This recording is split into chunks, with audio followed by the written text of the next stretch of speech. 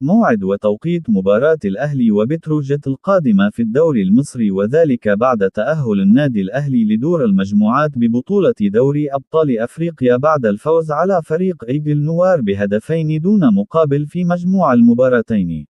وسيلتقي النادي الأهلي مع بتروجيت في المباراة القادمة في منافسات الجولة ال12 لبطولة الدوري المصري يوم الأربعاء المقبل 29 أكتوبر في 8 مساء بتوقيت القاهرة والسعودية، وقطر 9 بتوقيت الإمارات، على استاد الكلية الحربية. وستذاع المباراة عبر قناة أون تايم سبورت.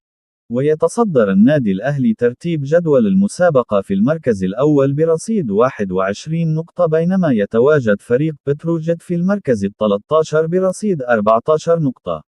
وفاز النادي الأهلي على الاتحاد السكندري بهدفين مقابل هدف في الجولة ال11، بينما خسر بتروجيت من زد اف سي بهدف مقابل هدفين في نفس الجولة قبل مواجهة النادي الأهلي القادمة.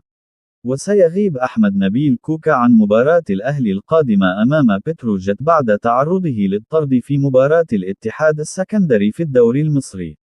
ويسعى النادي الأهلي لتحقيق الفوز في المباراة القادمة وحصد ال3 نقاط لمواصلة تصدر ترتيب جدول المسابقة، وذلك في مشوار الفريق في الدفاع عن اللقب.